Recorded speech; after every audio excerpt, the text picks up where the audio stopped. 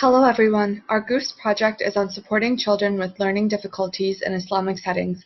We will specifically discuss barriers and accommodations for children with dyslexia, ADHD, and autism. As discussed in the systems level change portion, this knowledge and our guidelines will be disseminated via a policy memo to the Organization of Islamic Cooperation in order to create inclusive religious settings. We specifically chose Islamic settings as the setting of our policy memo because religious organizations are not obliged by the ADA to maintain accessibility. However, as community setting for around 3.45 million Muslims in America, Islamic settings must experience a shift towards inclusion. Furthermore, we are now in the midst of the holy month of Ramadan, where it is more important than ever to ensure that the Muslim community can unite no matter the learning differences and needs. Some barriers for children with dyslexia in Islamic settings include the Arabic Quran. The Quran is in Arabic, and children must learn the letters of the alphabet in Arabic first in order to read and recite the holy book. Obtaining a new language while still developing English writing and reading skills may prove difficult. Furthermore, research shows that since Arabic is written and read right to left, letters are joined together, and vowels are included above or below the letters, learning the language may require additional support. Additionally, memorization and recitation of the Quran, which is part of Islam, may take additional time.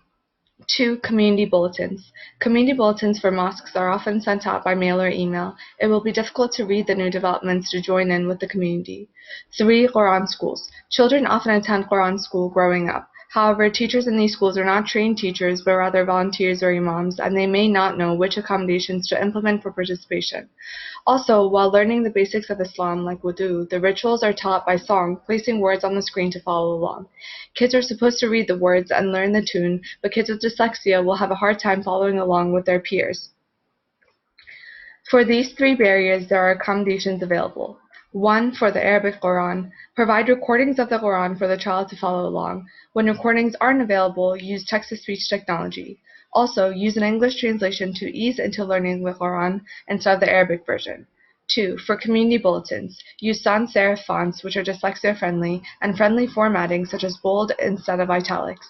3. In Quran schools, send out lessons in advance so that children can prepare for class at their own pace, allow a buddy to write and share notes with the student, and create an atmosphere of trust by allowing the child to volunteer instead of cold calling for recitations.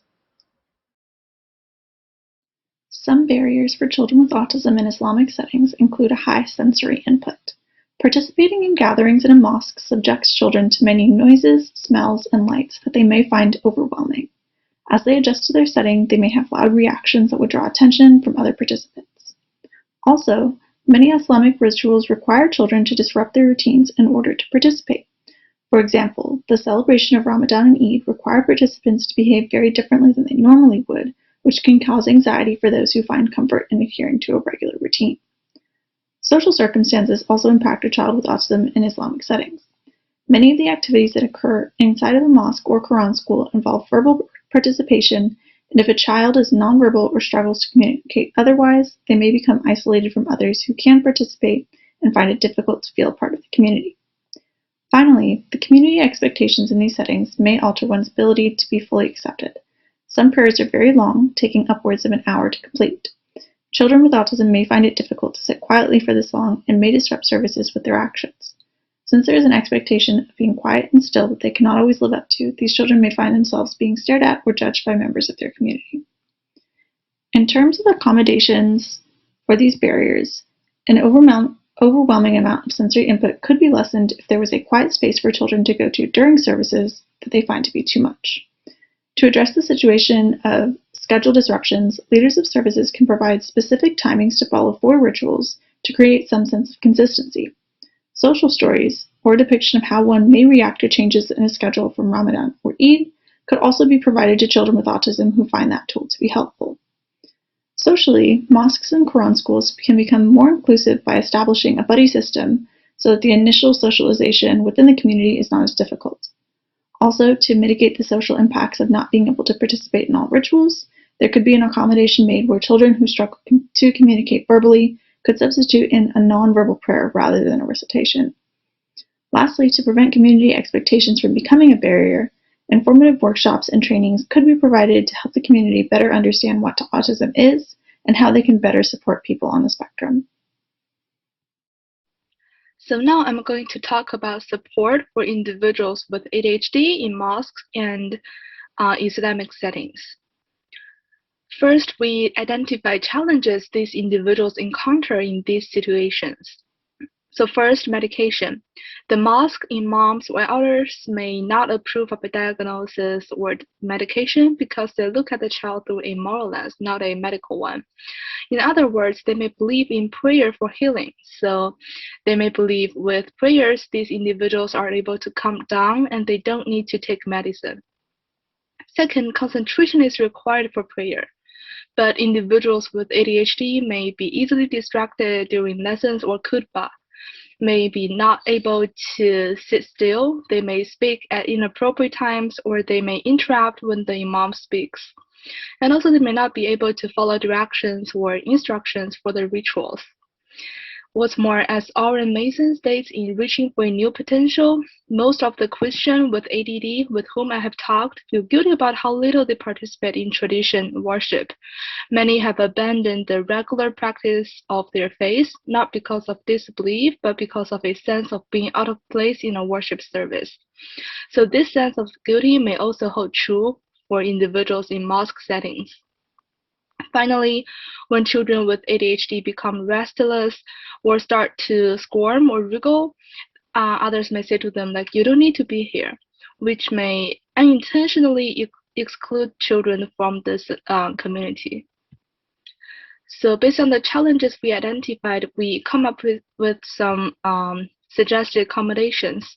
Before introducing the accommodations, we want to emphasize that we want to speak to the child and their family to find out what has worked best for them or what they think will work for them, and check in frequently to see if needs are being met or have changed. So we really want to include them in our protocol design or protocol modification process.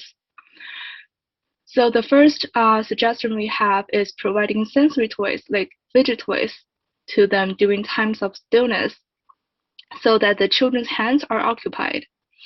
And second, we suggest that clear expectations for these individuals and provide timeline of when and what rituals and school will occur. And when rituals and trainings and timings will change, like in Ramadan, provide a visual schedule to them and discuss what to expect in advance. So there will be a consistency of knowing what order to expect. And further, we want the imam or the mosque provide sitting choices and movement permission. So like allow the children to sit where they feel comfortable. So if they focus better in a one-on-one situation, maybe allow them to sit in the front, and if they need to take breaks or walk, maybe allow them to sit in the back of the prayer hall or in Quran school. And also allow them to walk around at dictated times by asking them to hand out materials or gather things up as helpers, which may also help improve their sense of self-agency and self-worthiness. Plus, we suggest more breaks for them so they could have more chances to move around. Moreover, we suggest the mosques and Quran school apply multiple formats. For example, incorporate tactile learning in Quran classroom activities, so limit sit-still time, but more hand-on activities.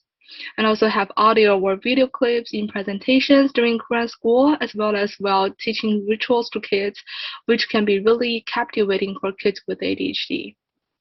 Besides, we want to advocate for medications, like validating and normalizing medication for treating ADHD. And in addition, similarly, buddy system can also help children with ADHD in mosques. So we will train volunteers who in the community are willing to serve or have the desire to learn, and let them provide support for kids with special needs in mosques when their caregivers are not available. The body can provide friendship and safety. Finally, we want to hold workshops for community members to raise their awareness and to thus create a more and more inclusive environment, utilizing the social model of disability, which is a way of viewing the world developed by disabled people. Individuals with learning differences are definitely encouraged to participate in the designing process. So now with challenges being identified and protocols being proposed, we want to further briefly talk about how we want to lead it to system level change and what the structure of our project is. So we want to first start with one community, since New York City has the largest number of Muslims in America and therefore would have the largest learning differences Muslim population. So we will go ahead with New York City Muslim Center. And in that one community, we'll see how our accommodations work and make modifications accordingly. And then as we try to extend to other communities, we will also create this policy memo, which includes our protocols, our case study at that one community and disseminate to the Organization of Islamic Cooperation, which is specifically to their Secretary General. And this is an influential organization and provides various resources to Muslims. So ideally, we could work with this organization and create the specific web page on which we will provide resources like information on learning differences, the challenges they encounter, and our suggested accommodations to build a learning differences friendly mosque or Islamic schools, etc. We will also develop virtual training in the future, like trainings on learning differences for the body system, for the parents, for mosques members in general. Therefore, the changes will have a macro level impact, creating inclusive mosques. That's all we have come up with. Thank you for listening, and we appreciate your feedback.